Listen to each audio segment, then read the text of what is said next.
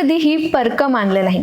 Cap number 278 signing off हे काही भावनिक शब्द सोशल मीडियावर चर्चेचा विषय ठरतायत.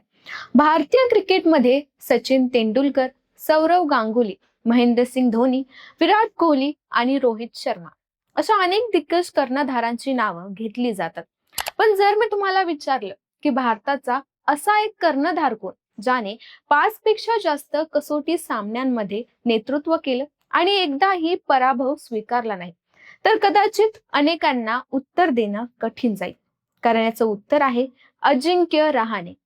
3 जुलै 2026 रोजी अजिंक्य रहाणेने आंतरराष्ट्रीय क्रिकेटमधून निवृत्ती जाहीर करत आपल्या 12 वर्षांच्या प्रवासावर पूर्णविराम दिला आहे. शांत स्वभाव, संयमी फलंदाजी आणि संकटात संघाला उभं करणारा हा खेळाडू आता भारतीय जर्सीत दिसणार नाही. मग अजिंक्य रहाणेचा हा प्रवास नेमका कसा होता? त्याचा कर्णधार म्हणून विक्रम इतका खास का मानला जातो? आणि भारतीय क्रिकेटच्या इतिहासात त्याचं स्थान नेमकं काय आहे? जाणून घेऊया. नमस्कार, मी सृष्टी आणि तुम्ही पाहताय धक्काबुक्की. भारतीय कसोटी क्रिकेटचा इतिहास जवळपास 9 दशकांचा आहे. या काळात भारतासाठी एकूण 38 खेळाडूंनी कसोटी संघाचं नेतृत्व केलं.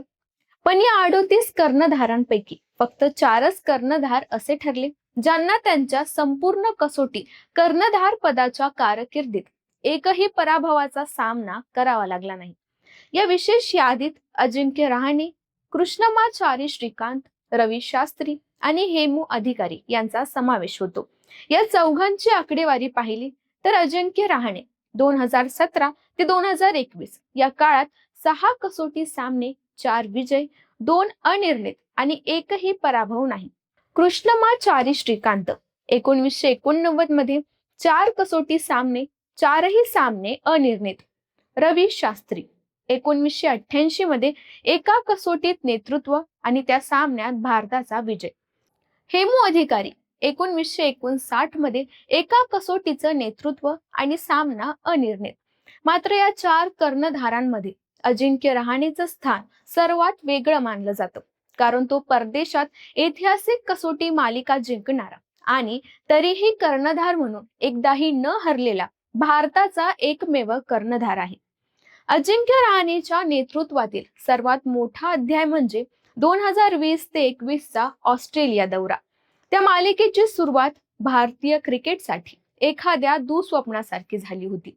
ॲडलेड कसोटीत भारताचा दुसऱ्या डावात अवघ्या 36 धावांवर डाव आटोपला. भारतीय कसोटी इतिहासातील हा सर्वात कमी स्कोर होता. या पराभवानंतर नियमित कर्णधार विराट कोहली पितृत्व रजेसाठी भारतात परतला. अनेक प्रमुख खेळाडू दुखापतीमुळे बाहेर गेले. परिस्थिती इतकी कठीण झाली होती की संघाला नेट गोलंदाजांनाही संधी द्यावी लागली. अशा वेळी नेतृत्वाची जबाबदारी अजिंक्य रहाणेच्या खांद्यावर आली. मेलबर्न कसोटीत त्याने शतक झळकावत भारताला दमदार विजय मिळवून दिला.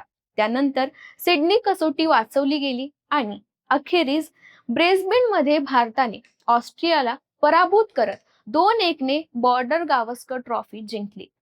ऑस्ट्रेलियाच्या गडावर जाऊन इतक्या संकटांमध्ये मिळवलेला हा विजय आजही भारतीय क्रिकेटच्या इतिहासातील सर्वात मोठ्या कामगिरींपैकी एक मानला जातो.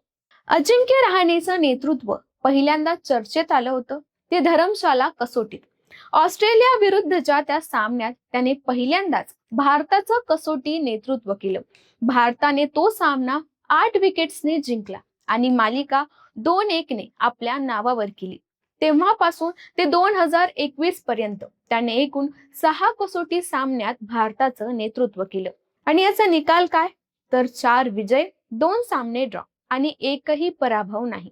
म्हणूनच आजही तो 5 पेक्षा जास्त कसोटी सामने खेळूनही एकदाही न हरलेला भारताचा एकमेव कसोटी कर्णधार म्हणून ओळखला जातो.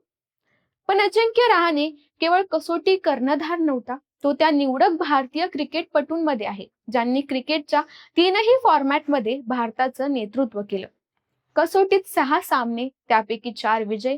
एक दिवसीय क्रिकेटमध्ये त्याने 3 सामन्यात नेतृत्व करत भारताला 3ही सामने जिंकून दिले.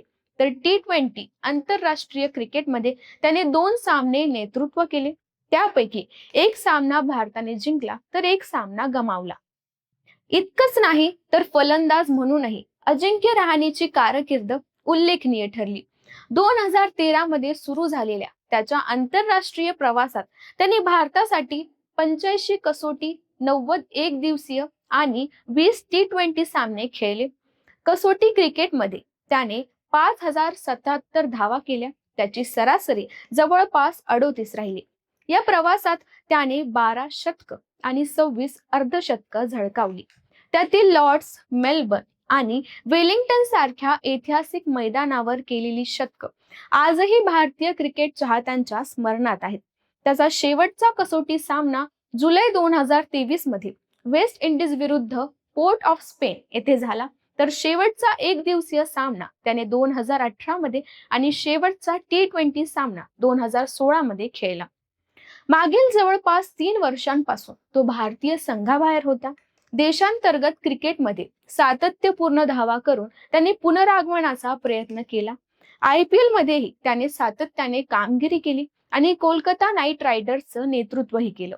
मात्र भारतीय संघात त्याला पुन्हा संधी मिळाली नाही आणि अखेर 38व्या वर्षी त्याने आंतरराष्ट्रीय क्रिकेटला अलविदा करण्याचा निर्णय घेतला.